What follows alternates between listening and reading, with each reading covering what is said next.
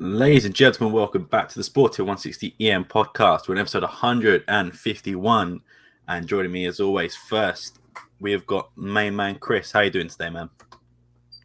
I am doing all right.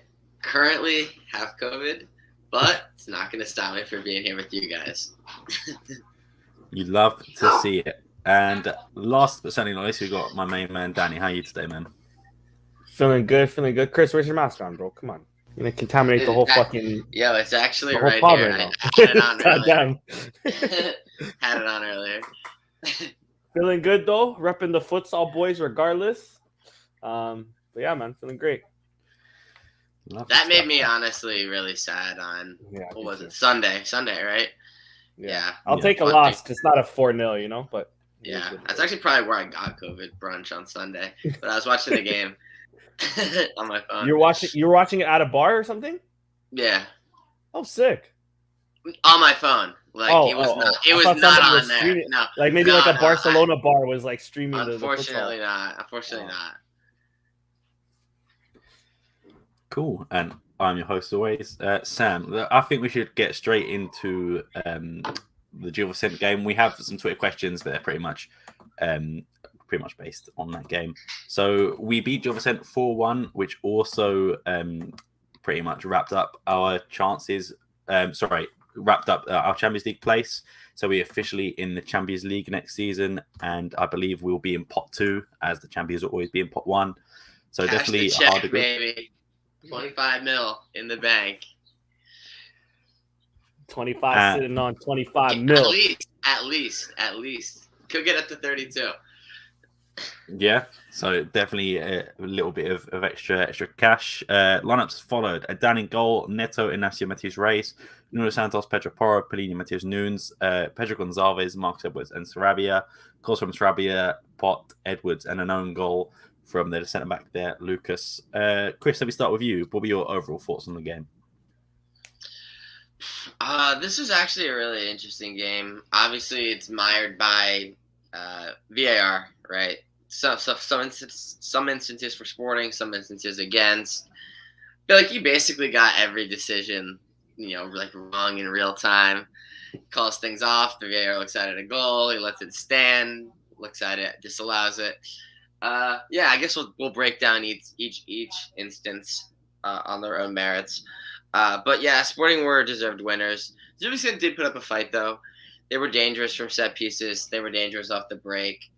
They didn't give up until, they kept playing through the game. They had another goal disallowed late. You almost felt bad to them at a certain point. The scoreline's maybe a bit inflated, but at the same time, not really. We just kind of were more efficient than we are in a lot of these games.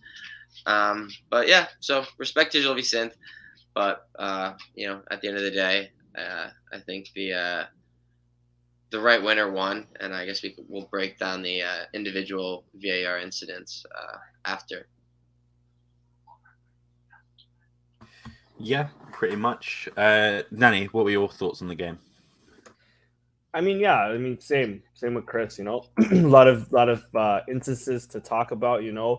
There was like 2 offside goals, as mentioned. A penalty. Was it a penalty? Was it not a penalty?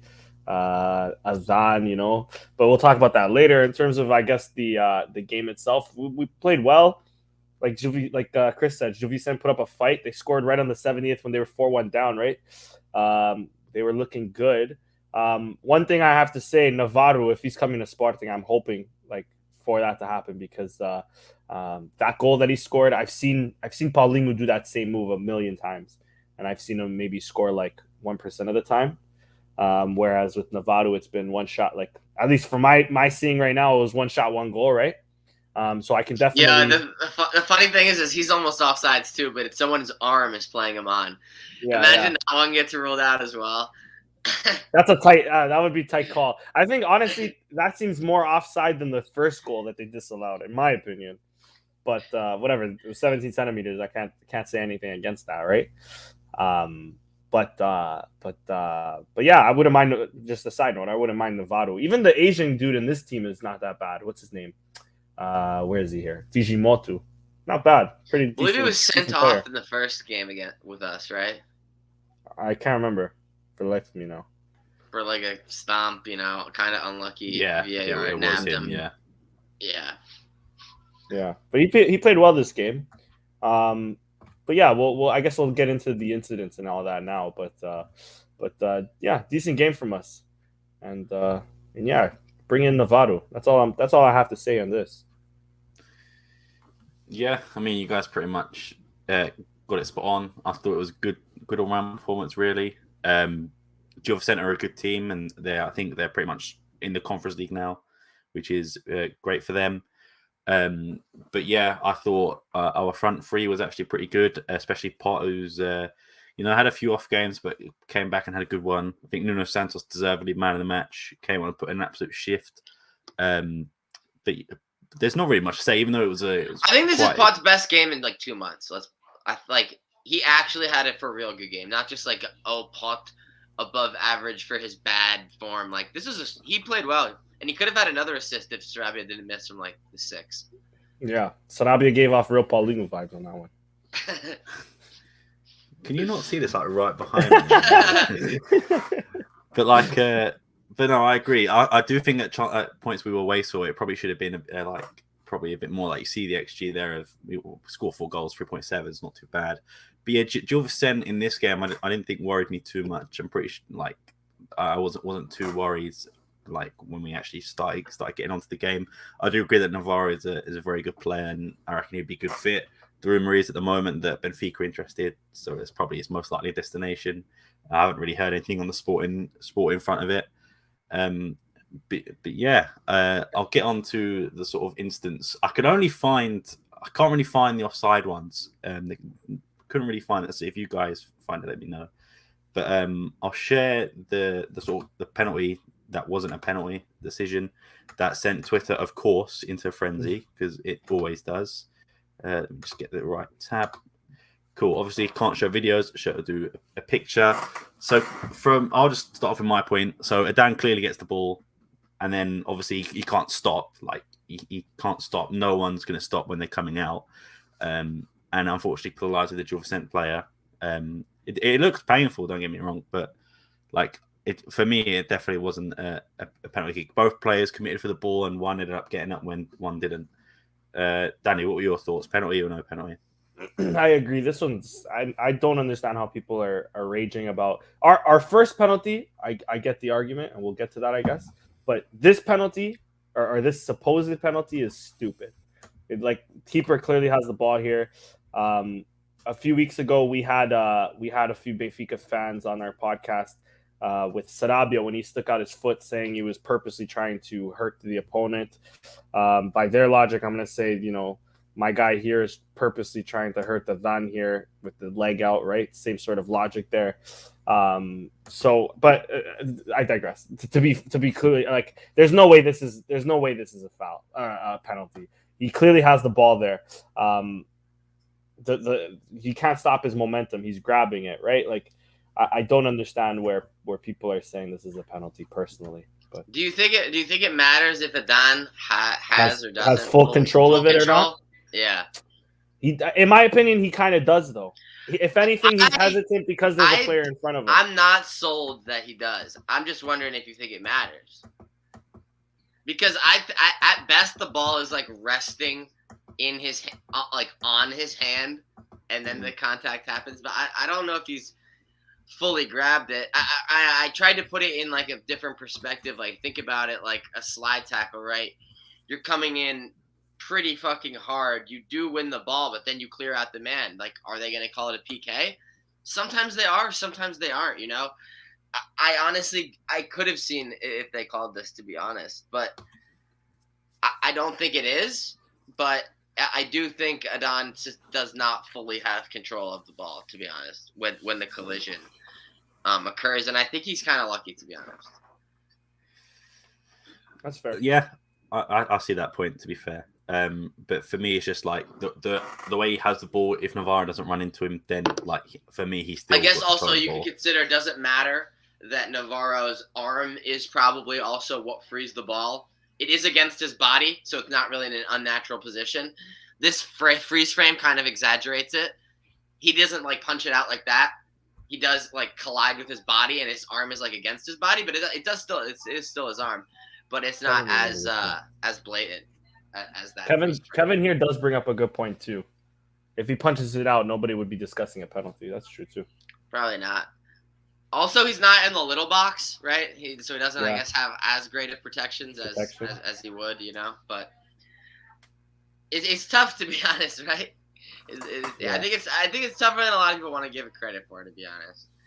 Because like I mentioned in the slide tackle incident, like sometimes they do, sometimes they don't. It's pretty inconsistent, honestly. Yeah, I mean, I'm not going to disagree. It sort of reminds me. I think it was the game against was it Ferenc or Famalicão, where the goalkeeper like punched the ball and hit Vidal. Like, yeah, it's sort of classic. Yeah, so it's like, I mean, when Kevin says like if he punched it, no one would be discussing it. Like we saw, I mean, if the goalkeeper punches it, so, to this day, I still don't know if the keeper makes contact on that ball. There was no clear angle. You don't think he makes contact at all? No way. I don't think it's a penalty. I mean, Adán does get there first, right? And he is catching the ball. I guess it is slightly different than an outfield player versus another outfield player. You know, his hands are on it. If he has one more second, he will be able to secure it, but he's not really able to secure it. That's the way I was leaning earlier. You know, as far as if anything, it's more maybe a foul on the outfield player than it is on Adán. But Adán, I don't know if he has full control, but at the same time, not sure it matters.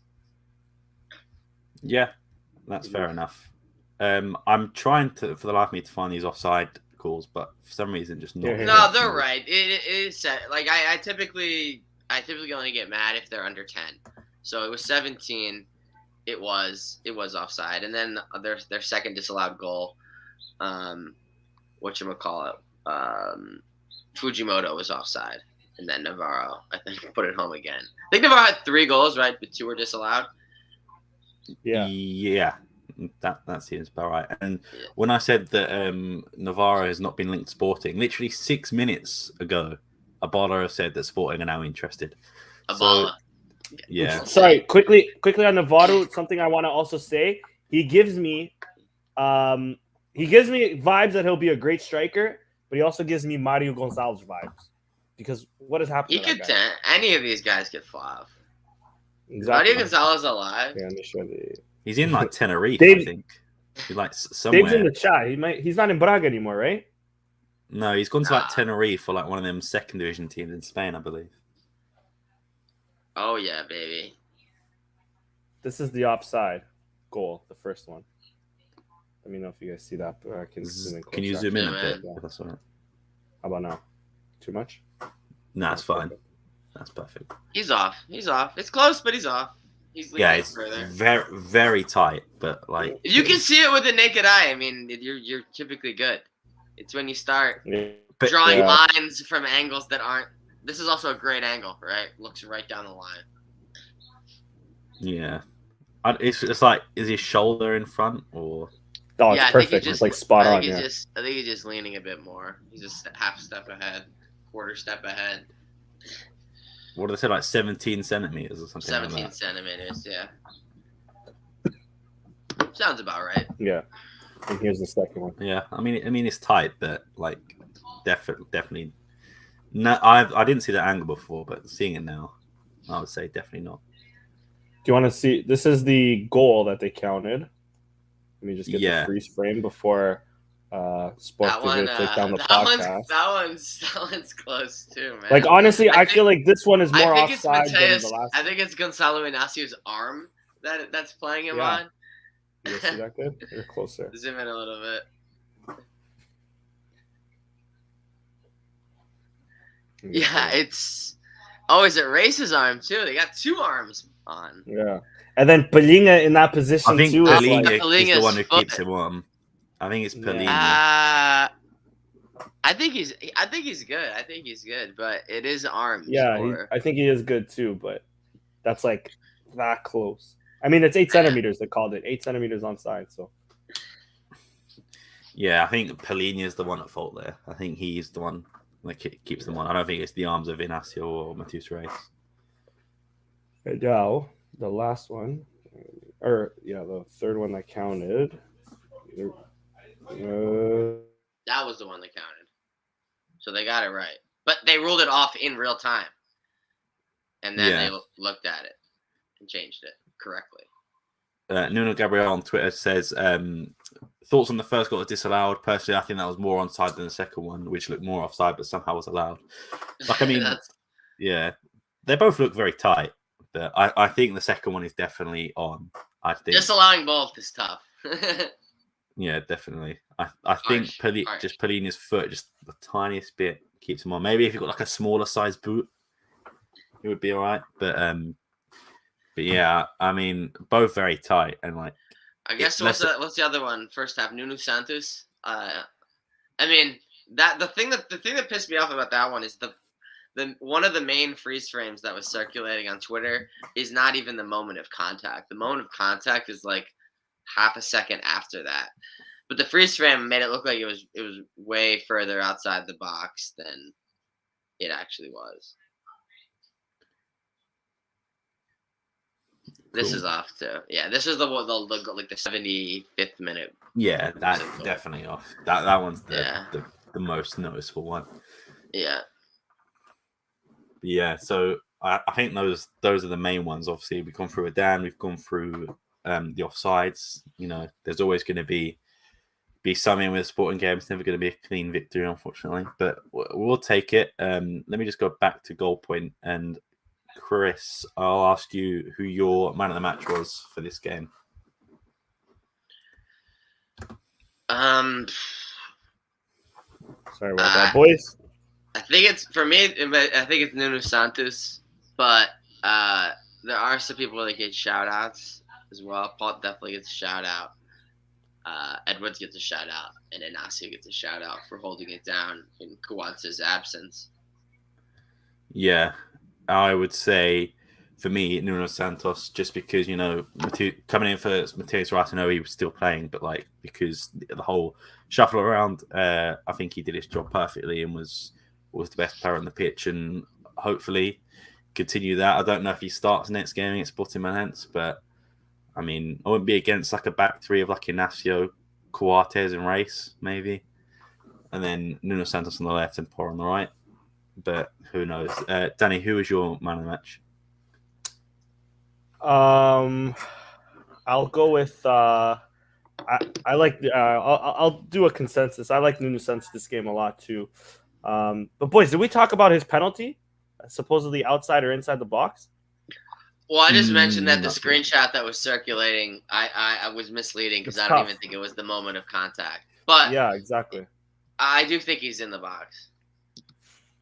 I personally think he's out the box. I think he's on the line. He's going into the box for sure, but I think on the moment of contact, he's just like, it seems like he's slightly outside the box. Apparently, the rule is the defender is in the box though. If he's on the line. Yeah, apparently, if he's on the line, it gets counted as in the box. So there's no way that he's not on the line. I feel like. I mean, it's definitely I don't know. I think if it was given either way, like a free kick or a penalty, I wouldn't really be against it. Do you know what I mean? Just because it was that tight, it was just like there definitely wasn't like a. I actually on this one leaned not penalty at first, like the day of, but a few days later, I've now changed to I actually do think it was a penalty. Like that's tough. Hold on. But it's like there's no way. Like like imagine if you drew a line and it was like a laser beam up. Yeah. There's no way part of Nuno Santos' body isn't in the box. Like there's right, and that's all it would take. Yeah. Like his shoulder's probably in. Even his knee, part of his knee, right? Like I think he has to be. I think it's correct. You know, tough, right? Again, unlucky Gil Vicente for like the 6th time, but yeah, true. Yeah, that's tough. Yeah. That's tough. Speaking of, by the way, shout out to their goalkeeper who saved them. Like it should have been like 7-0. It was incredible. So shout out to him. But that's all we've got for the game. Now we do actually have a lot of news recently, especially in like the last day or two. So much things have come in. Let's Dude, how start. about St. Juste taking a stealth Alcochete tour at some point this season? Yeah, He I'm was surprised here, no dude. one He took noticed a that. tour. I don't know how no journalist fucking caught him, Pounced bro. on At that, the, yeah, what the fuck? So, Recorded, bro. Record, Yeah. what the Missed hell? that game. You missed that one. It's an L. we've got two conflicting stories, unfortunately. One from a baller, one from record. I'll start off with a baller that says the negotiations for Juste have not been great because Sporting is not the only club in the race. Monaco and Sevilla have made it interest in the player, and obviously Mainz want to get as much money as possible because he's only got a year on his contract. Record and Pedro Poro have both said that like the fees agreed. Now it's just the player agreeing. 10 million has been agreed. Like we said, he's already done his stealth tour. Spoken with Emery apparently and likes the We're vision. qualified now for Champions League automatically. He knows that. He knows he's going to be in the group stage. They're saying like done deal. I don't know how much more like wage we can offer. I don't know what he's on at Mainz. I'm assuming it's probably going to be a wage increase anyway. But I guess Chris, do you believe? I guess we believe Record more than a baller at this point. I'm more inclined to think that this is pretty close to a done deal, especially the fact that he took that stealth tour and like is bought into the 3-4-3 or whatever. You know, he's met with Amorim. He's done the tour. Sporting was trying to negotiate him down, but agreed. Like, because mine was like asking for 10, and they were like 7, 7.5, 8. All right, fuck it, 10. So we're just basically agreeing to their valuation. I think it's actually pretty much a done deal. Yeah, Danny, what do you think? I think so too, or at least I remain optimistic of it. He's very much like Matheus Reis, where he's like a wide center back that has played fullback. I don't know. I haven't watched him too much, I haven't watched him at all in Mainz. But back when I had a lot of time in my hand, I would watch the Eredivisie like a few years ago, and he was a right back at Feyenoord. So how well he's adapted to center back, I have no idea. I haven't seen him, but he gives me, from what I know, he gives me Matheus Reis vibes. You know, we might see him feature at right back every now and again. But he's also the perfect center back for Amorim. He loves a wide center back. He's not left-footed, I don't think, so that's the only odd thing here. But he can play well with the ball and stuff like that. So fastest it's defender a good move. in the league. He'll be the fastest defender in the league. Easily, he might be the fastest player in the league, point blank. Period. Apparently, he's the fastest in the Bundesliga. There you go. So, and they've got some pace Alphonso Davies is faster. Yeah. Come on, Okay. Sam. According to FIFA. I only say because I asked a Bayern fan on Twitter today, and he said apparently he's the fastest player in the world. So take He's that. the best player in the world. Fastest. Fastest player in the world. Okay. I'll take it, bro. He's faster than Diaby. Prime Diaby, you're telling me. Yeah. From what I've been told. Speed of defense. Let's go to Pedro Poro and Record again. Pedro Poro's done deal. I'll try and find the exact amounts. But That's just been a done deal for 6 months. Yes. It's just been a done deal for a year. sorry. No, I don't know if Record have ever like said it before. But like even Fabrizio Romano tweeted today, so that's like a big one. So 8 million. Just took it from Record. No, he takes everything from Spelduva all the time, like but like 4 hours later. But anyway, so yeah, 8 million contract until 2025 was already signed last year. Release clause of 45 million. Man City has a repurchase option around 20 million euros. Sporting will pay for the player in 4 installments, and that's from Pedro Poro. Danny, what were your overall thoughts? Like, I guess it's a relief first of all, but what are your overall thoughts on sort of the structure of the deal? It's about damn time. I'm just upset we couldn't get a bit less of amount for a player that's been so injury prone since he's got here. Disappointing to see that we couldn't get less than the 8.5. But I mean, for us to wait this long, at least we tried, right? Or else we could have just activated. Does he play on the team next year? Oh, I think so. Where's he going? Real Madrid. Atletico For Madrid. 40 million, I'll take that. 45 million for Porto. But I think he stays. I think his release clause is 45, right? Yeah. I think he stays. You don't think they'd let him go for 30? I think he definitely. I think by 25 we'd let him go, but 30. I mean, of course, but Yeah. I just don't see him going. Amorim has done a decent enough job to keep most of the good players here, right? Like this year, the only sale was Nuno Minge, like the only big sale, important sale. They couldn't resist that one, yeah.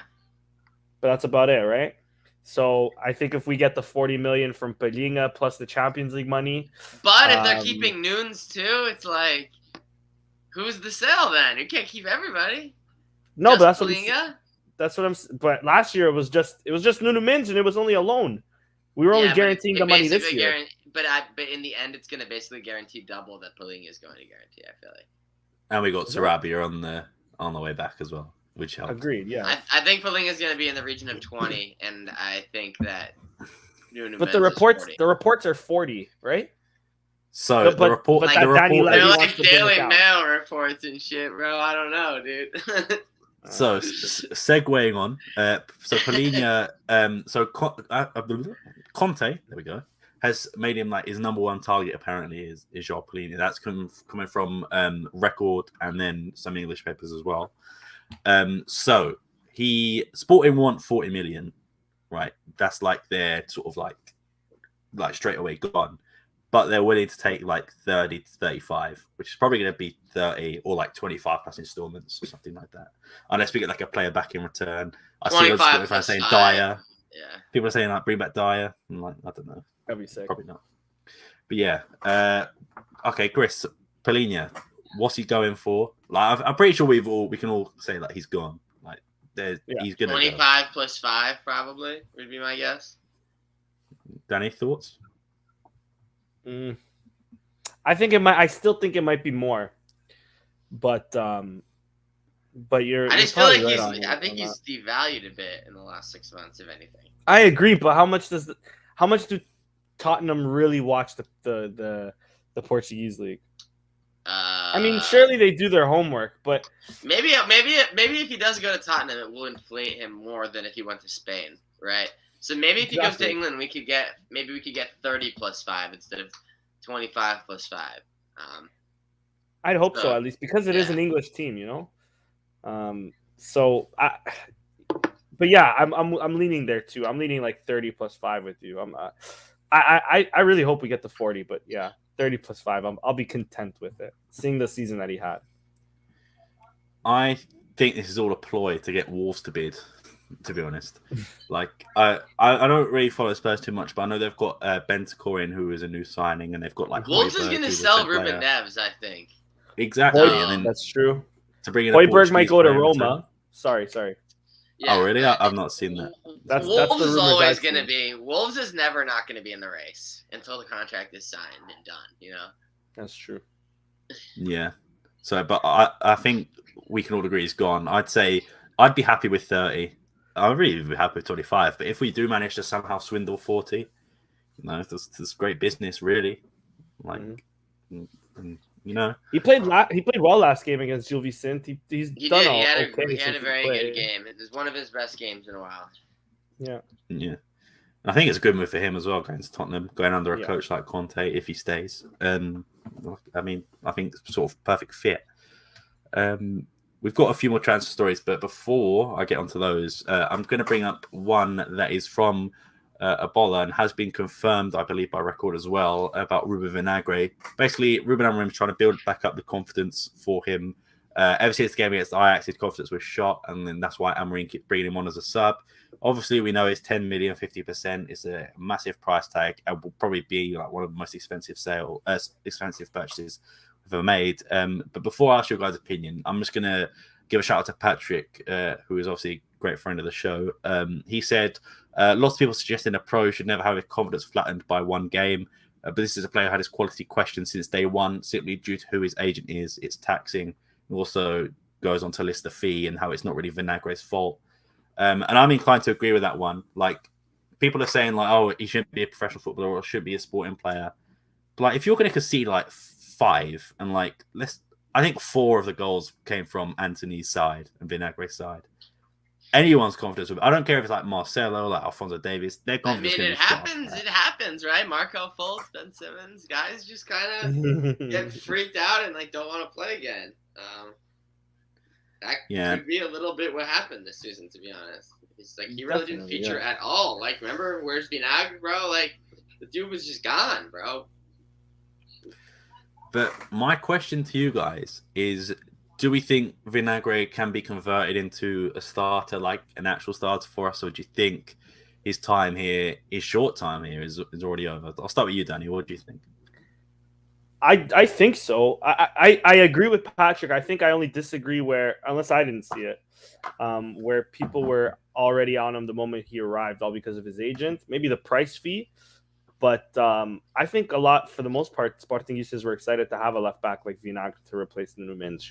Personally, from what I remember, he definitely played worse this season. I mean, obviously, than he did when he was at Family.com, right? Like, so, like, if he but like the first 3 games he came in, like I remember he was actually really good. Well, not really good. He was good. He was good. Like, obviously no Nuno Mendes, but like he was okay up until that Ajax game. Then obviously it all went downhill from there. But like during that game as well, you have to remember that Inacio got injured. We have to play Esgaio at centre back, and obviously it's no excuse for how bad Vinagre played. But I mean, load him back to Family.com next season. I'd be surprised. But yeah, Chris, do you think Amorim can motivate him to sort of full confidence, or do you think he's done already? I don't know. I think he's gonna try, and I think he's kind of, again, because of the tag, right? He's gonna be forced to try, right? It's not just like, all right, try again. It's like, well, he's like probably one of the more expensive players on the team now, so we don't really have the luxury of just being like, oh well. Especially since another expensive player was just kind of kicked off too. You can't just kick off everybody, right? So yeah, he's gonna have to try to salvage him. He will try to salvage him. Will it be successful? I'm not convinced, to be honest. Here's the thing too, and this is not because I love the guy all of a sudden, but it's not like he's better than Reis. We can't say that. So to say like he's gonna be a starter for us, if again, in my opinion, Reis is better at left back than at center back. How does he get ahead of Reis? He's the third choice left. Yeah, he is, especially now with Nuno Santos. You're right. Yeah. Like, where does Nuno? If we're trying to force like Vinagre in because of the price tag, what are we doing with Nuno Santos then? Is he taking over Sarabia's spot? Are we not going to replace Sarabia? You know, Nuno Santos can do a job up top, but like as we've seen last game, as we've seen the last few games, he's adapting well to the left wing back position, especially on teams that we don't have to defend that often against. You know, that's my dilemma with Vinagre. It's not necessarily the price tag or the agent he has, because that is what it is. I mean, fuck, he came in and he came in as a Sporting Academy player too. Bro, we love Sporting Academy players coming back. You know, we were champion Camacho for a while. We were dying for Camacho to come back on. Fucking even Isgaio, when Isgaio came back, we're like, okay, whatever. We'll take him back. The price tag was whatever, but we take him back. Now we hate him, or some of us hate him at least. I don't know. I just think let's get his confidence back. Sure. If not, it's literally this. Vinagre is our Ben Simmons, and we're gonna trade him to fucking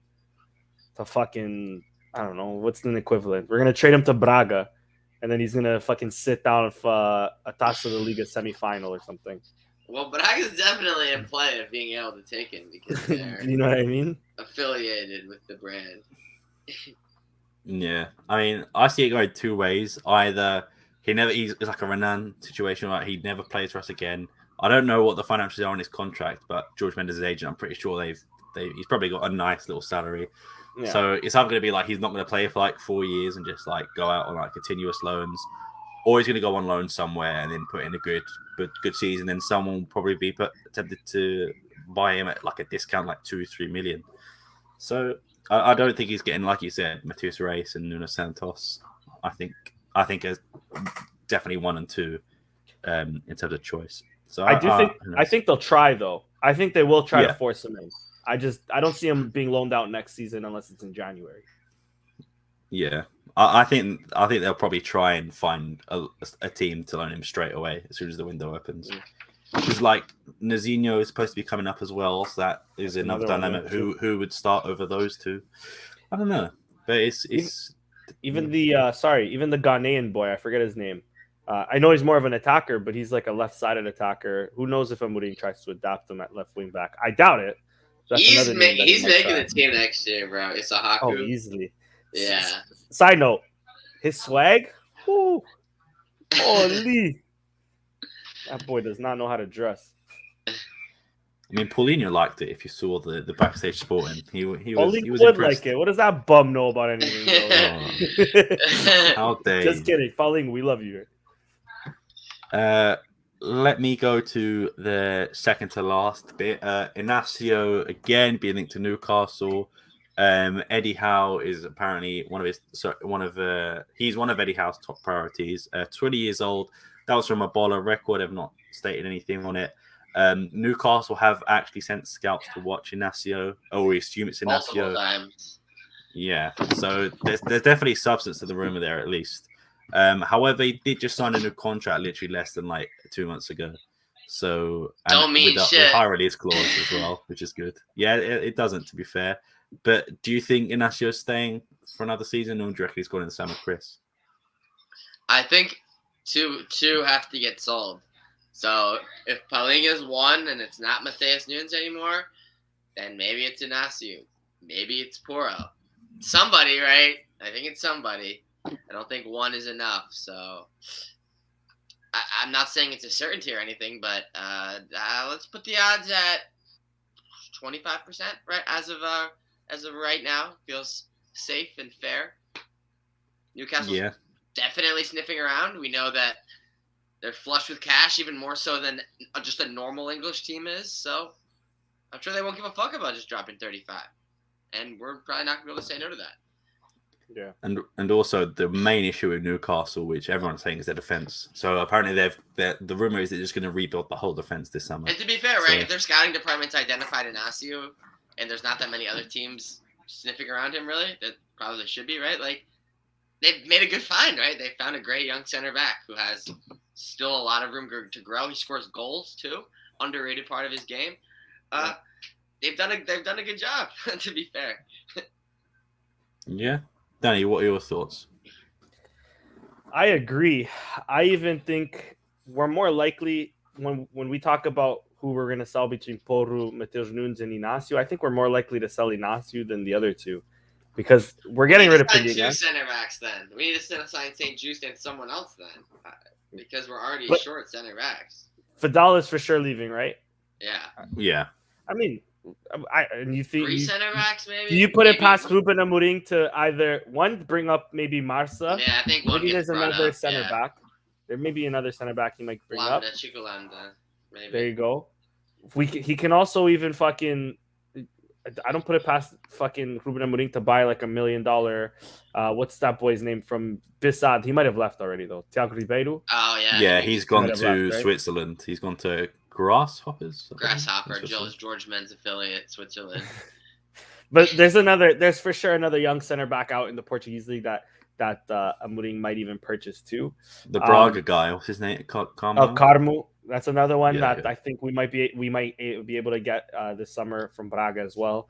Apparently we have a big budget, right, to spend. So who knows? I hope not. Yeah. And again, I go back to my to my thing where I think all we were gonna do is sell Padinha because we're also getting the new men's money, and Ruben Amorim's made it quite clear, and he's done a decent enough job to keep the skeleton of the squad at least. So I think we might stick him out for one more year. But between the other ones that are rumored out, I think Inacio is the most likely because, like Chris said, if Newcastle come in for 35-40 million, I'm not even saying no, let alone our administration, right? That doesn't know how to fucking negotiate. Fair. Let me just quickly, since we're on this topic, bring it into Paulo Costa's comment here. He says, is it just me or does Inacio play better in the middle than on the sides? Seems lately as a right/left center back, he tends to pass a lot to Coates or to Adan than going forward with the ball. What do you guys think? Go ahead, Sam. I mean, unpopular opinion. I think Inacio has been pretty poor this season, to be honest. Like compared to last season, especially. I was gonna say, I feel like he makes more mistakes on the left than the center. I mean, he played a lot on the right. Yeah, on the right, yeah. I've said it before, where like obviously people blame Paulinho for our losses, and like okay, some of them like Paulinho's definitely missed chances that he can get us goals, but that Braga game was 100% in my opinion on Coates and Inacio. They were so bad. I'm pretty sure. I think they scored 2, or was it 2-1? The final score, something like that. The last goal, it was them two messing up at the back. I can't remember if it was 2-1 or 1. I can't remember if it was 2-0 or 1-0. Yeah. I remember the goal was them two messing up at the back, and like I mean, obviously Inacio's 20, he's gonna still make mistakes, of course he is, but like someone like I don't know, I think I do agree with what Paolo's saying, but like Coates is always known to be that guy who, when he gets the ball, starts sprinting up the pitch and goes on these crazy runs. It's not really ever been sort of in Inacio or like Luis Neto or Fidal. Coates sort of has that like run on lock, really. But yeah, that's my opinion. Chris, what do you think? Yeah, I think he's definitely been shakier at times, but overall, I still think that it's been solid. And to be fair, Coates has been poor overall this season if we're comparing it to last season, right? It's undeniable, both in terms of offensively, but I think defensively as well. So yeah, there's that. Fidal, undeniably worse than he was last season. Adon, undeniably worse than he was last season. But it doesn't mean that they were bad per se, but it just means that they're worse than last season, right? Yeah. I mean, I don't know about you guys, but it feels like Fidal has like played like 5 games. Fidal's cooked, bro. He was cooked this season, dude. He didn't do shit. I literally can't remember like a time. He was a fucking regular last season. He's a regular, a stalwart of that back line. The back line never changed last year, bro. It was fucking Fidal and Inacio Coates every game. And this season that has not been the case. Yeah. That comment in YouTube comments made me laugh, because it is pretty much true. I guarantee we're probably going to get 1 or 2 players from Braga. Dude, Ricardo Horta, bro, the fucking Benfica's getting him, or someone's getting him. Benfica's already on it, I reckon. They probably all agree. Yeah, they're getting raided, bro. They're getting rated. Even Alzmurati is going to Benfica, I think, too. I think this is Benfica's summer to raid Braga. Oh, Benfica's summer to raid Braga. Good for them. Yeah. But this is actually 2 more instead of 1 more. So Daniel Bragança, let me just start off by saying, has been recently linked to Ajax or as a loan move or permanent. Record of rubbish, the report saying is not true, and like he wants to stay. But since the arrival of Ruben Amorim, who it should be noted that he was the one who actually called him up to the first team from Estoril, had a really good loan season out there, and I think might have been player of the division. Young player of the division, I think. Yeah, young player of the division. So since being called up, he's been used as a substitute on 43 occasions. Only played 16 games as a starter. 10 of them were only in the league. Ruben Amorim apparently does have a plan prepared for Bragança with a contract until 2025. It's set to give him a prominent role. Obviously, Matheus Nunes looking to leave, and Palhinha apparently. Morita pretty much confirmed in as well, so he might be seeing a midfield 2 of Morita and Bragança. Chris, what are your overall thoughts on Bragança, and do you think he should have a more prominent role next season, and do you think he will? I don't think he will. I think he's going to have the exact same role. If he stays, he has the same role that he's had the last 2 seasons, which is just like engine off the bench sometimes, maybe a defensive sub sometimes, maybe an offensive sub sometimes. Doesn't really have a clear role. Sometimes it's a time-wasting sub. It just randomly plays up top for like 2 minutes. I feel like if he was going to break into the team, he definitely could have this season, because Matheus Nunes was down. Ugarte broke into the team when Palhinha was down. I feel like if he was up to the level, was doing what Amorim was asking, etc., like he would have played more minutes, to be honest, right? So I'm not convinced that he's going to have a more prominent role next season, to be honest. Yeah, I sort of agree with you to a point. I think the training thing's got. I think Amorim was always going to choose Matheus Nunes. It's like his favorite midfielder. Especially Matheus, and now he fights for him to stay. It's like Nah, dude, the starting lineup is the same as this year. It's Nunes and Ugarte, right? And you're still sitting there. Yeah, and I personally thought when João Mario left to go to Benfica that Bragança would definitely play more of a role, and then we brought in Ugarte, and I still thought, okay, Bragança's definitely going to get like some more opportunities, but I haven't really seen it, to be honest. Like, he's come off the bench, like you said, a few times. I remember he got sent off when he came off the bench once. So it's like maybe he's not taking advantage of the opportunities. I'm not going to lie to you, I've not really been impressed this season when he's come off the bench. Yeah. Last season, I thought it was incredible, and definitely were like when we needed a goal. He's a very creative player and very technically gifted, and definitely someone to bring on. But when he started, I don't know what it is. I just don't think he either fits the tactics that Amorim has, or maybe just not comfortable play with the Ugarte or Paulinho, whoever he plays There with. was one game this season where he made a really good impact off the bench, but like he got man of the match one of these games as well when he did start, and then the next game was back to the bench, which was probably not to the confidence, but.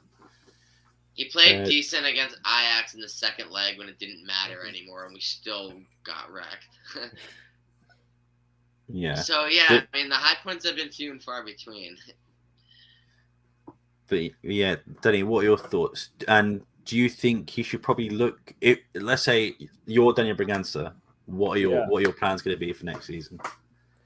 I don't know. It's tough. It's tough to say because it all depends on Matheus Nunes leaving, like we were saying, right? Matheus Nunes leaves. I think he has a spot to start. Even with Palhinha leaving, maybe we'll rotate those three a lot more. But if I'm Daniel Bragança and Ajax is calling, I'm taking Ajax, personally.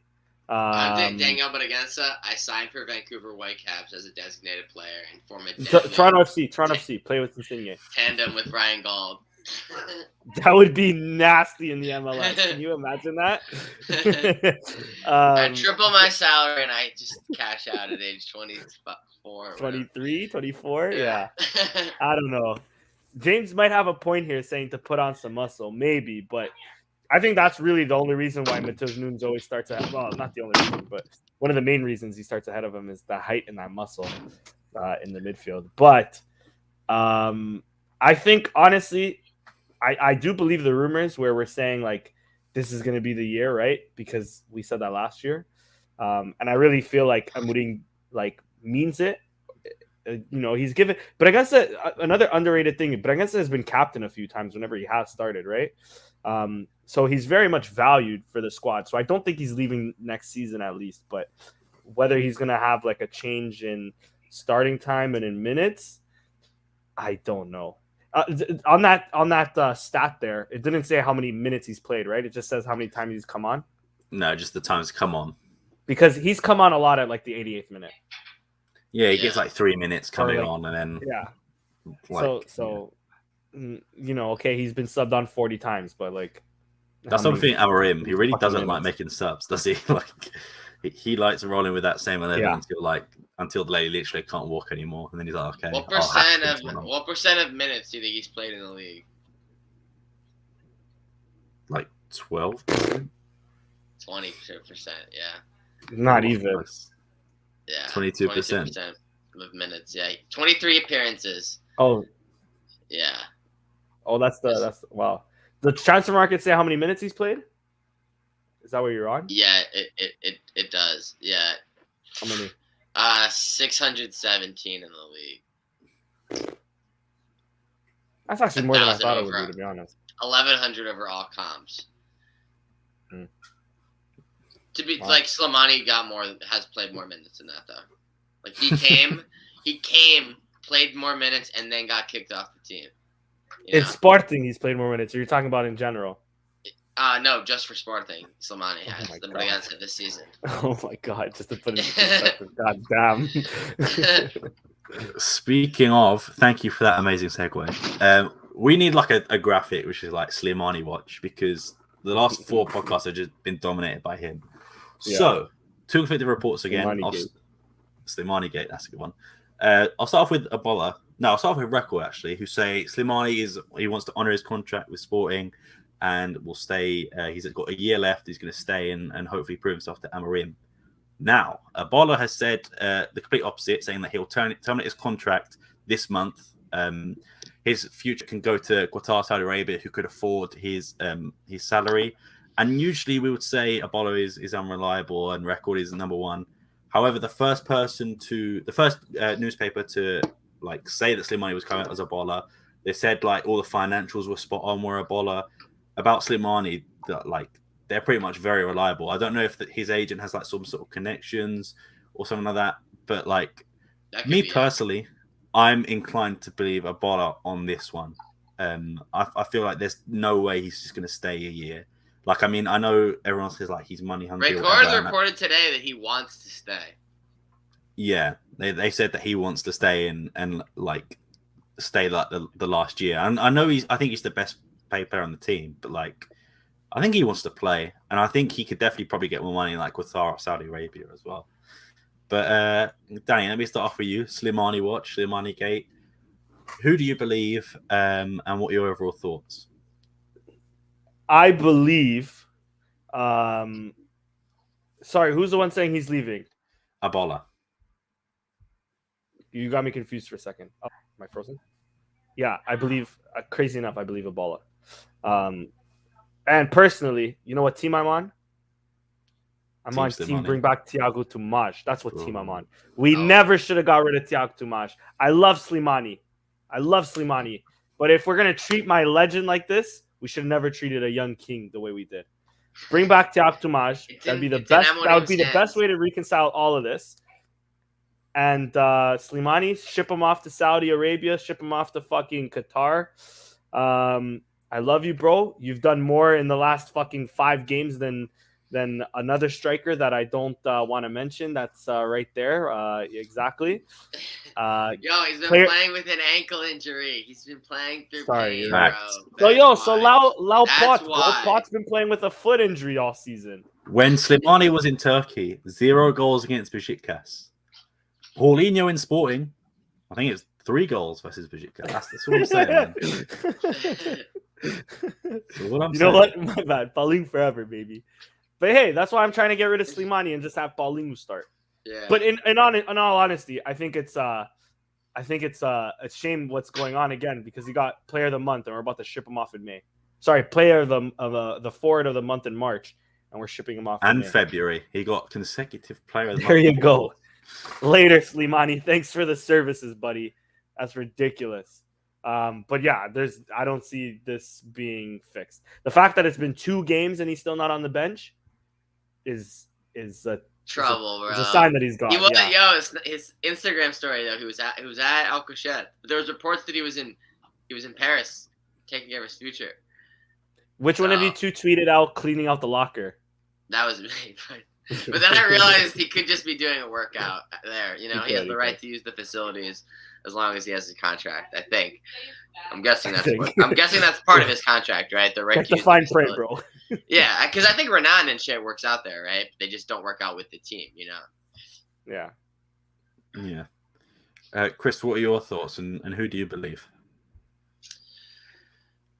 I feel like he's got to be done, bro. How is he going to come back from this, dude? He's been gone for weeks, dude. How is he going to come back?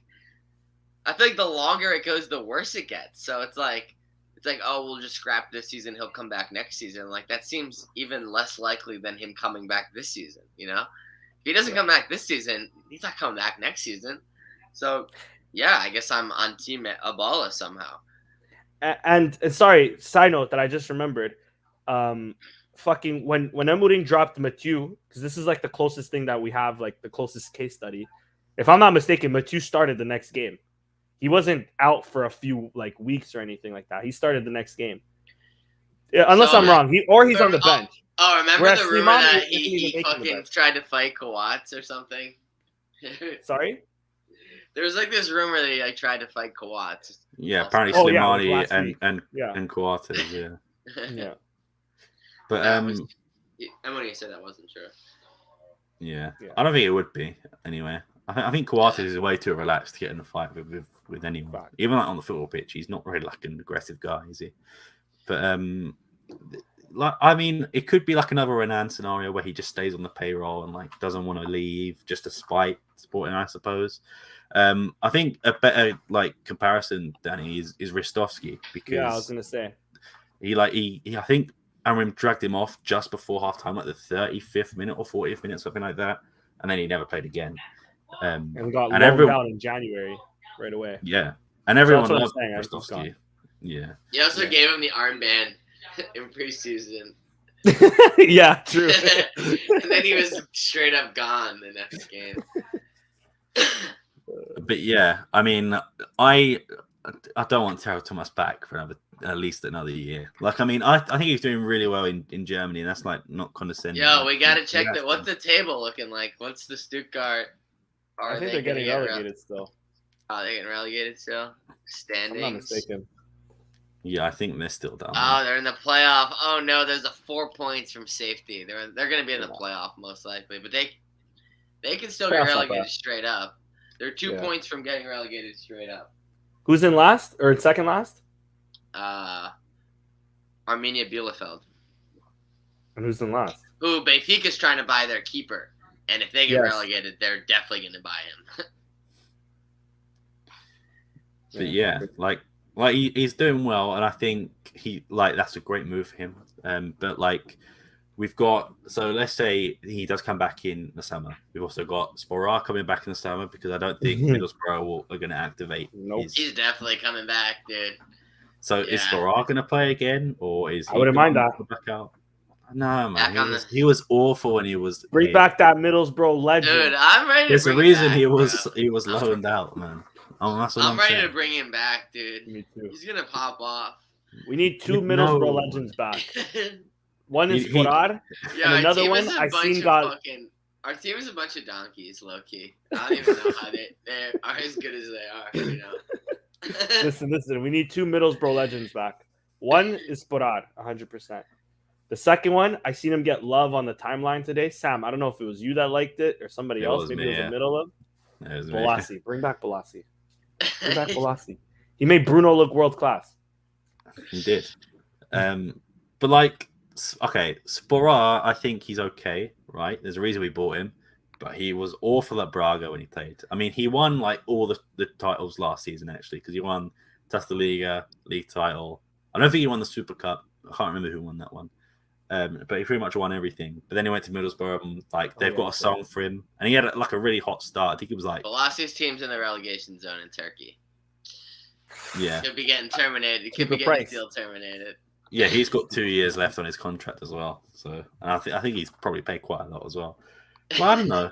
Like, I think keep Thiago Thomas at Stuttgart. Find something else for Sporar as well. Slimani's gone, and then just bring in someone. I don't think it's going to be Navarra, but like someone has got to come in. We can't do this one striker unless he's that confident in Rodrigo Ribeiro like getting minutes. But I'm not. He's like Briganti gets like 2 minutes and that's it. And like Evans, like I don't know, but like what do you guys think? Do we need another one, or like is Rodrigo ready? What do you think, Chris? We definitely need another one. And I'm joking about Sporar, but honestly, if we don't get anybody else in before Sporar, I mean, we might as well keep him. He's similar to a Paulinho for me. But I don't know what we're gonna do with him because no one's gonna buy him for what we want, so we're gonna have to loan him again. England was actually a great place to loan him because they could actually cover most of the salary, which is exorbitant. What the fuck are we gonna do with him? I don't know, really, to be honest. Another championship loan to a different squad. I could actually see it, and like maybe he goes to Middlesbrough again on loan, and like maybe, but I think Neil Warnock I think they're was keeping their manager. I think they're keeping the same manager who they got a new manager mid-season, and they're keeping him. So I think he's the one who dropped Sporar. Yeah, yeah. He just didn't play him at all.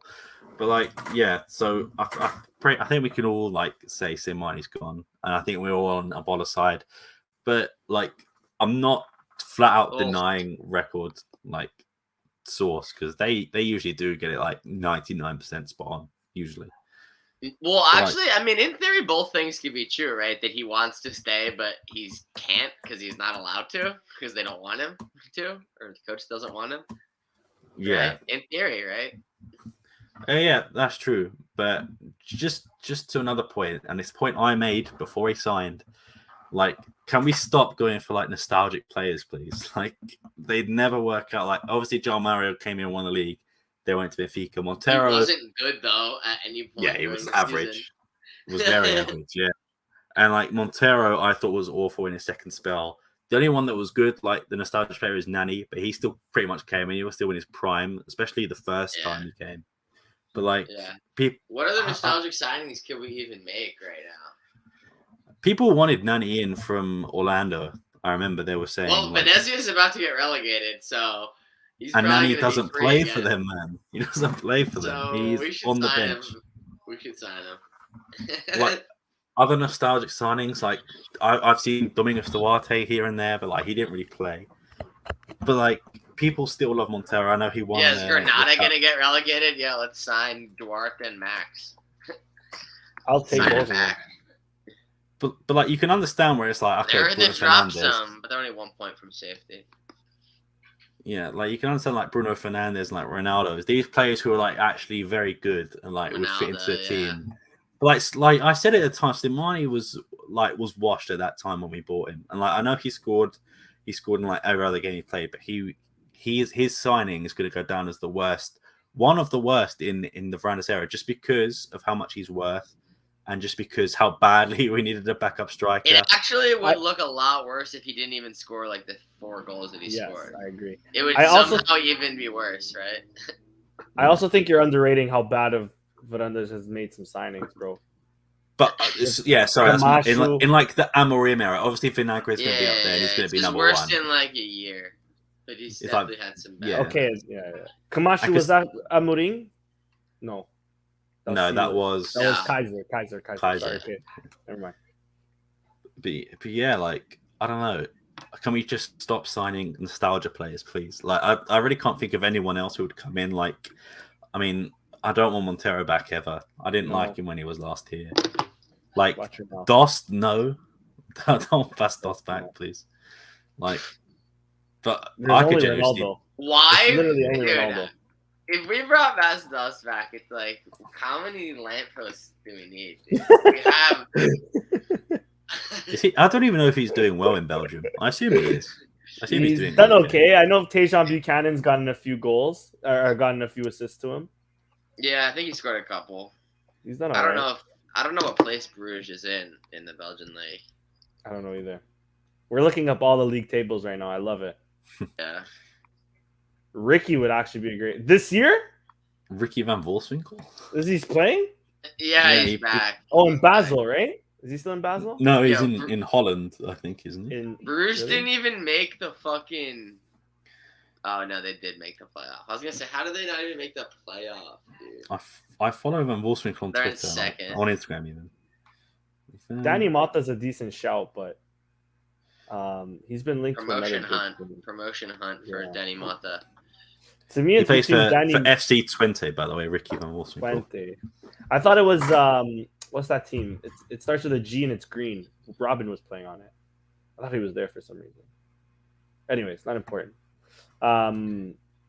Yeah, to me, for striker, it's either Danny Mata's a good shout. It's tough to do for goal scorers. That's not bad. Is he in there? Is he actually in the Eredivisie? That's not bad. Yeah, he is. That's not bad. He scored against PSV, I think.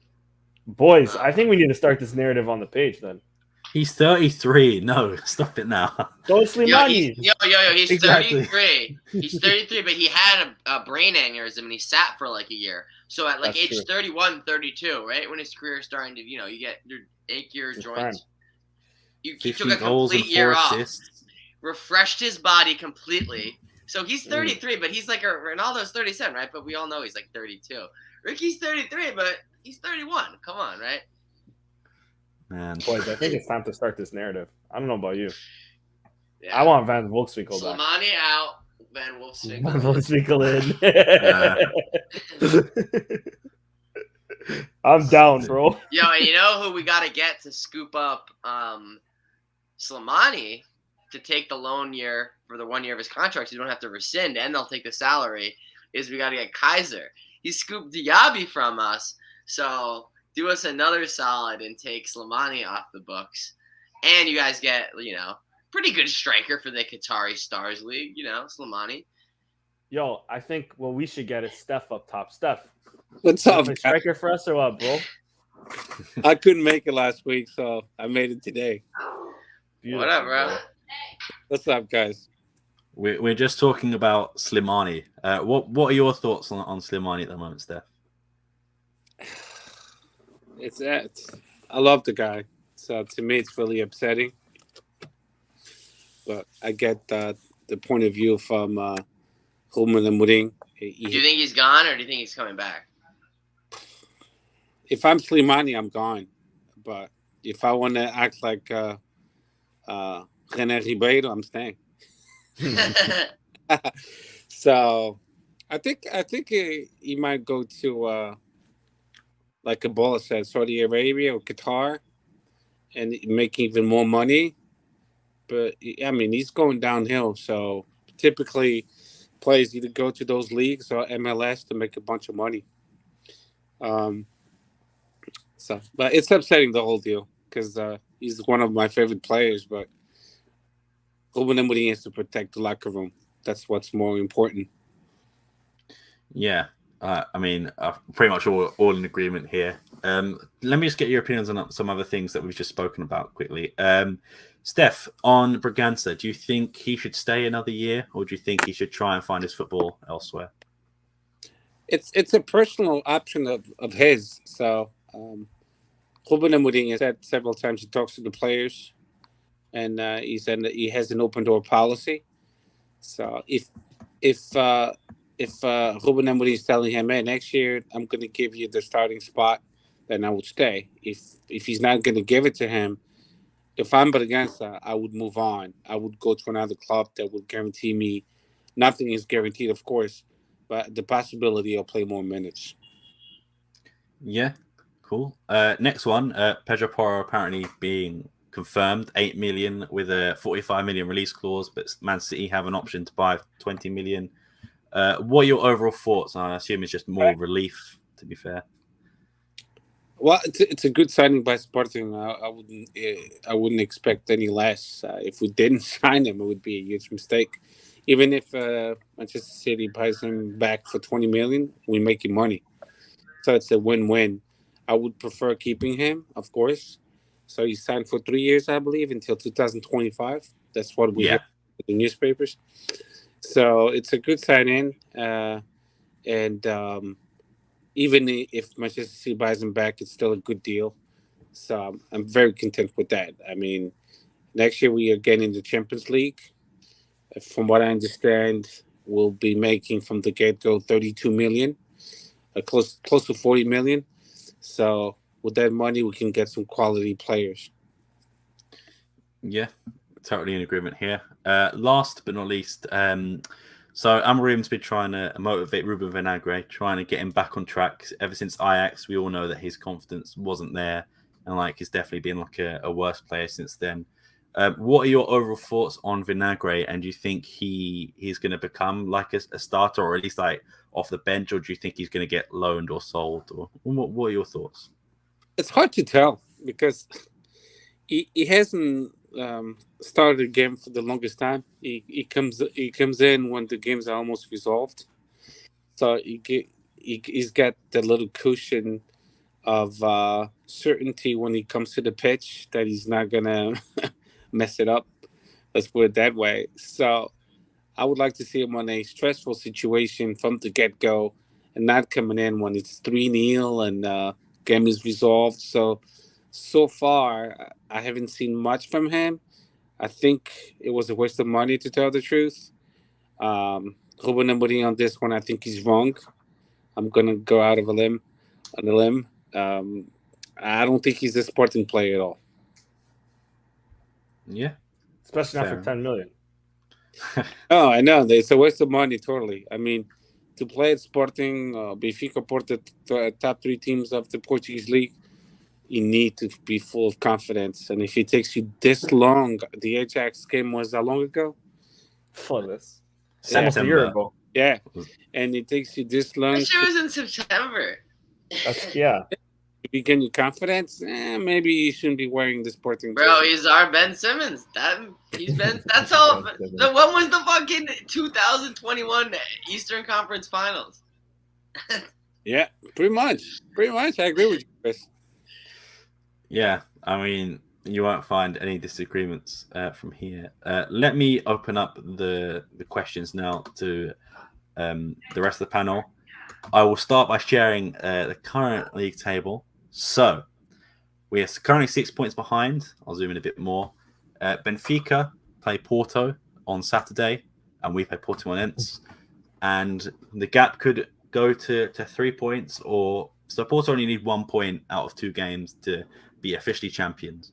Their next games against Benfica and Estoril. We've got Portimonense and Santa Clara. We need to win all of those. We've got the tiebreaker. So if it is 11 points, we win the league. Danny, I asked you this last time. No. Do you believe? Listen. Let me start with Steph, actually. Steph, vamos ser campeões ou quê? No! What is everybody... Listen, guys, it's over. It's been over for weeks. Yeah. Porto can lose to Benfica. That's fine. They're not going to lose. If this was the a more reliable league like the Premier League, I would say we would have maybe a 30% chance. But it's a Portuguese league, which is very corrupted, and they can manipulate the amount of PKs that would be given if they somehow lost this game in the next game. Yeah, I think Benfica will do it to win and start to lose, but I don't think they lose against Estoril at home. That's impossible. Exactly. Right. Hear me out. Okay. This is gonna be like a complex answer, but right. So Benfica aren't gonna let Porto win at their stadium, especially the league title. If it's a normal game, whatever, that's fine. But that's they've not already allowed it to happen before, though, in the last 10 years. Exactly. So they don't want it to happen again. so they're gonna be good, right? And then if Benfica do beat Porto conceded 2 to Vizela. They lost their first game against Braga. And they're conceding goals left, right, and centre. Estoril got robbed last time against Porto. Revenge game. And that is where Estoril will do us a nice favour. Yeah, but even against Vizela, they still got a free PK.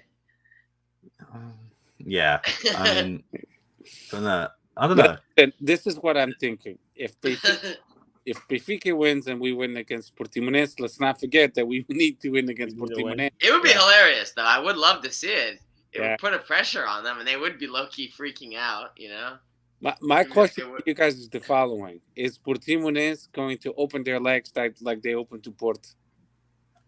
They have more of a reason to now because they're safe and they're not fighting safe for anything. Yeah, they should, but they won't. They won't because so it makes you fully understand how corrupt the Portuguese league is. I think we'll win though against Portimonense. Like they're not playing of course shit. they could have their best team. We still have enough quality to beat them. My question now to you guys: do you think, let's say Benfica wins, and we win, and the champion of Portugal will be decided in the first round, on the last round, which will be round 34? Do you think either Sporting or Porto will try to somehow motivate Estoril in some kind of form? Bro, André Franco, you heard about Nacional players getting a briefcase of money before they played against Benfica in the second to last match week of 2015-16? Yeah, I'm sure Estoril players would be getting briefcases to lose the fucking game. Or to win the game.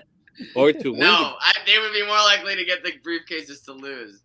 But we could try, maybe, yeah. It's easier to throw it than it is to play the game of your life. Oh, no, definitely, of course.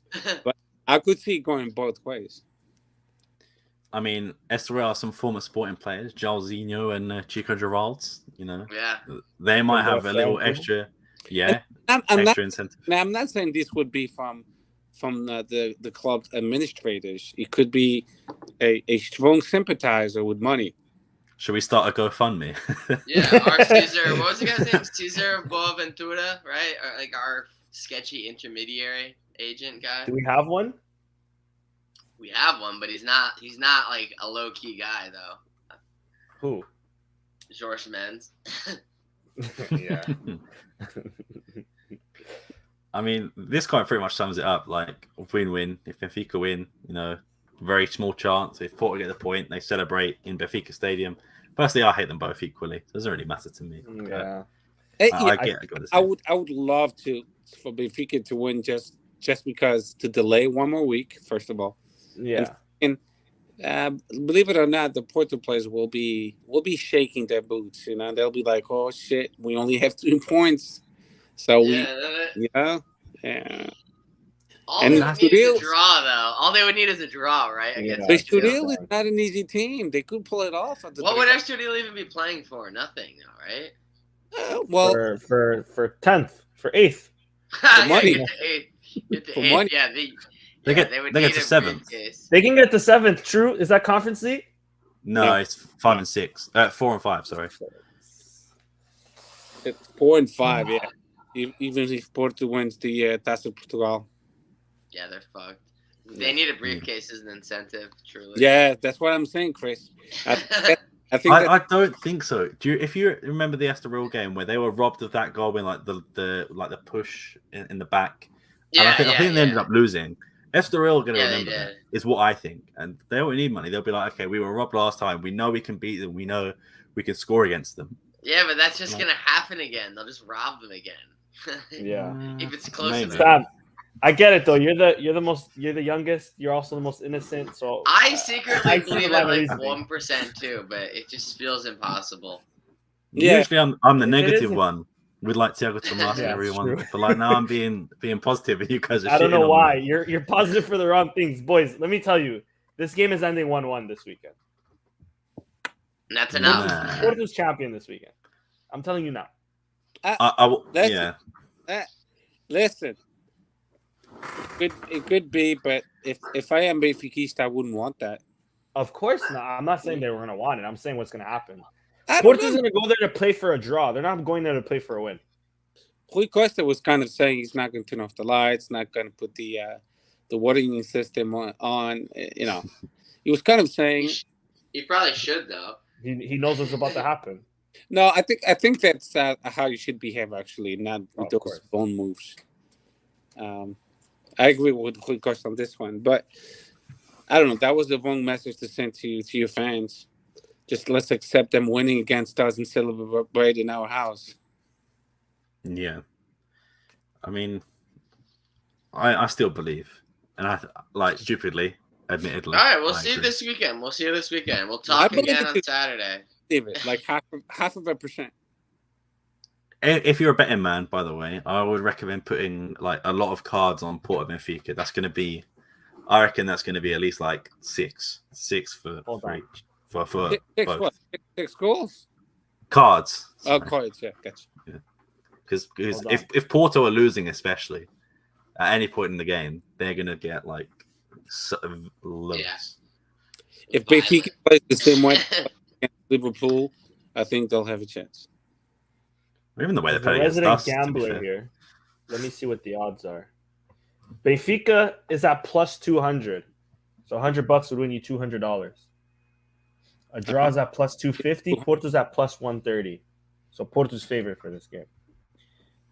If I'm a betting man, not plus 250 and not plus 200 are looking nice right now, actually. So, boys, I might put money down, and I'll let you guys know what happens. But I'm telling you now, Porto are winning the league this weekend. I've thought that for a while. I've thought it for a couple weeks, but that is true too.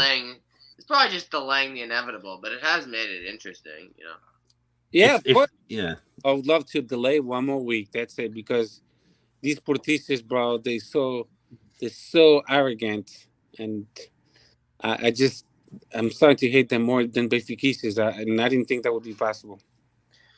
So, listen. Quick question though, because let's say the crazy happens, and força, Crega Benfica. Let's say the crazy happens.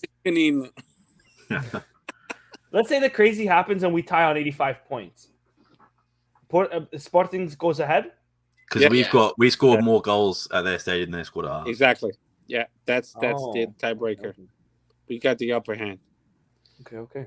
So I'm telling you, if Benfica wins, we win against Portimonense, and then we still have to win against Santa Clara. Let's not forget that, because we lost against them. Mm-hmm. Yeah. And then by some reason, if Estoril wins at the Dragão, holy shit, man! I'm gonna be going to Lisbon that weekend. Yeah, me too. I'll see you there, buddy. It would be incredibly sporting of us if Holy if Estoril beat Porto and we lose to Santa Clara. It would just be so sporting of us. But like, it's a new era of sporting. Definitely going to win the league back to back. That's what I'm saying. But that's where we lost the championship, was against Santa Clara in the Açores, and at home against Braga. Yeah, like I said last time, like if we win our next two games, we're on 85 points as well. So like that is exactly the same we got last year when we won the title. Yeah, we could have lost against Benfica. That was not the game that put us away. It was really Santa Clara and Braga, because we were fucked before. Yeah. But imagine if we won the Benfica game though. It'd be so much better. Yeah. Right now, it'd be. Mm-hmm. You'd only be 3 points, right? Yeah. Yeah. But like in a way, it's sort of better to lose to a team like Benfica, who obviously is still a big club and got good players. The Santa Clara lost one hurts, especially at the time. They weren't at like ninth; they were near bottom of the table when we lost. Same with Braga. I know they're a good team; they beat Porto, but that was a game where we lost it. Really, it wasn't like they beat us. We lost that, and the Santa Clara one is worse for me. Even the Marítimo draw fucked us. The Marítimo draw was huge. We had 4 draws against Famalicão as well. Yeah. Marítimo, yeah. But I mean, but we didn't. Boys, I got it. Sorry. How many PKs for Porto? Someone did a tally. Apparently, we have more than them. We've got more than them, especially from last game as well. They have 27. We have 25. Something like that. No, it's like 11 and 10, I think. Yeah. Is it? I can search you now. I'm pretty sure. He should have gotten the golden medal and for diving. Diving, right? Yeah. Boys, I actually have a question from our resident favorite Portista, who, I hope he's still listening to us after we just bashed Porto for the last 20 minutes, because he messaged me a while ago. He asks what our goalkeeping situation would be in next season. So Dan is getting up there in age, and we don't really have a proper backup. Yeah, I actually read if Everton get relegated, they're more likely to be willing to negotiate Virginia down. So I feel like Virginia might end up staying, and Dan's probably going to stay. So one more year of it. Is that good enough for our? I don't know about you guys, but Dan has. He's barely good enough. He's been a little shakier this year than last year, but I think he's probably still good enough for one more year.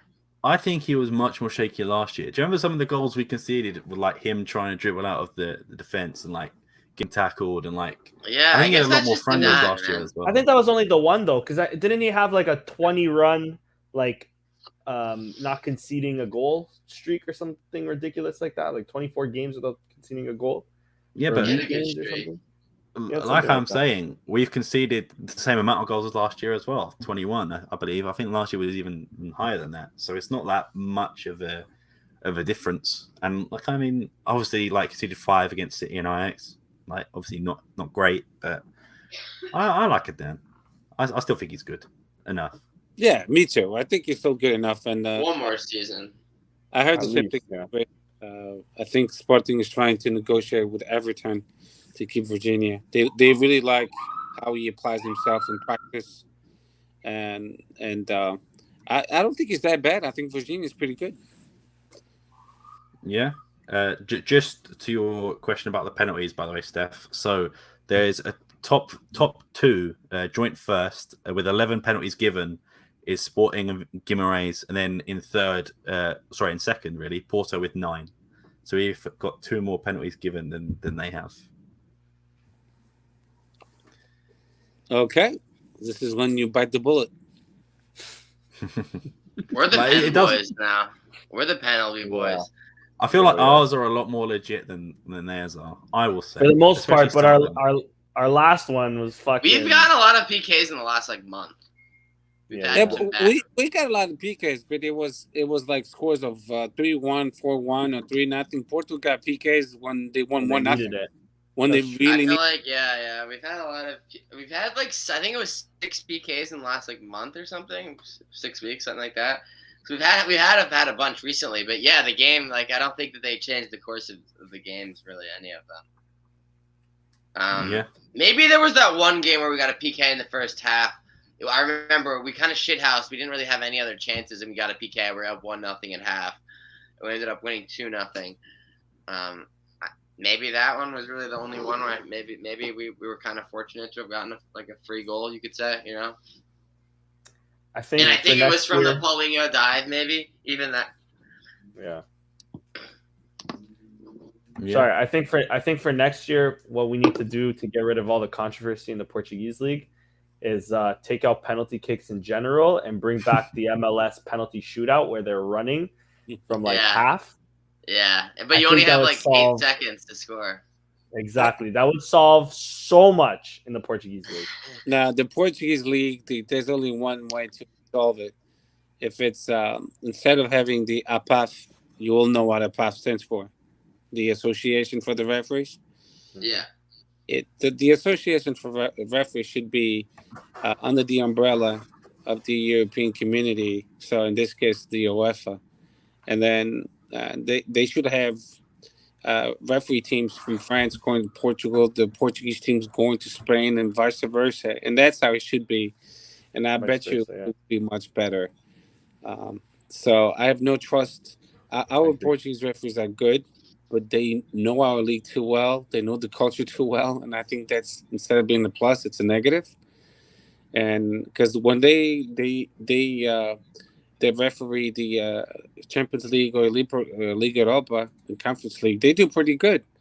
So we would only benefit if the European Union took over and made a big association and made the referees travel all over the European leagues, or at least the top 5 or 6 or 7. Kind of being selfish because we in the 6th ranked number 6th. Feyenoord made the final, so more points for them. Yeah, that's true. I know it was with Roma. Yeah. Chris, I don't know if you have any loose ends and modalities to go over. I think we honestly covered all of the loose ends that I had over the course of the pod. Really. The big game against Porto. And modalities is pretty short and sweet. Trevante came back. Basketball 1-1 against Porto. B team lost 2-1 Oliveira Hospital. Handball beat San Joaquins 38-24. Futsal, we beat ACCS in the semi and then lost to Barcelona in the final. Ladies beat Villaverdin 7-0. Big game at the Luz this weekend. Must win for the ladies. Tie is Benfica is champion. So we need to win. And even then, it still might be Benfica is champion because we're down 6 points. But we need to cut it in half at the very least. So, and they're playing at the Luz. So let's go, ladies. And then hockey beat Benfica 4-2. Nice. I mean, I'm pretty sure that wraps it up unless any of you guys got anything to add. Yeah, the only thing in handball, there's a big game against Porto. If we win, we basically most likely will be champions because all the other games left, I think it'll be a couple more, will be against easy teams. So it's a big game, and it'll be the João Rocha Pavilion. It'll be tomorrow at 1 p.m. So There's just last loose end is Steph. We never got your opinion on this. Ricky Van Volkswinkel to come back to Sporting. What do you think? As an administrator? As a striker. No, he's too old. Second top scorer in the Eredivisie in the Netherlands. He can be the water boy. There you go, Simone. Being a second top goal scorer with 15 goals is a bit shit as well. I'm not gonna lie. But What about Tomás? Jack Tomás? What do you think? We've mentioned that already. What do you think? I think no, because Don't bring it back. If he didn't fit before, why would he fit now? You know, he You're not had wrong. loads of opportunities as well. Like Yeah. it wasn't like he wasn't given anything. And this season he scored 3 goals. I'm pretty sure in total, 2 against a third division side, and then the other one against a second division side. I don't remember him scoring in the league at all this season. No, he scored So- in the league. Oh yeah, he scored a couple Did he? against Bullness. He scored in the league. Hold on. I would This rather, season? Scored. I would rather take back Sporad than Tiago Tomás. I also said let's bring back Sporad. He scored 2 against Bayern Leverkusen and 1 against Augsburg. That's his 3 goals. Oh, No, I'm talking I'm about not in bad. Liga Boyn. I'm not talking saying about to Portuguese take him league. back. Oh. If we had an option instead of Tiago Tomás, I would take Sporad You're right. out of the two. Juice Box bring up Pedro Minge. That's a decent shout too. Navarro. That's what I think so too. Yeah, I'm with you. We either buy Navarro or Dani Mota. Yeah. And Dani Mota is more of a left winger anyway. I wouldn't want Ricardo Horta. He's too expensive, and he'll Not cost bad. 20 Not worth it. plus. He has disrespect to Sporting so many times. Exactly. Yeah. I mean, I'm pretty sure that's all we have for today. So thank you, Steph, for joining us. I know it was a bit of a late one, but thank you as always. Again, everyone for watching. Chris, Danny, as always, and pleasure to be on with you boys. Make sure to follow us on Instagram, Twitter, Spotify, SoundCloud, YouTube, Sporting160EN. And until next time, peace.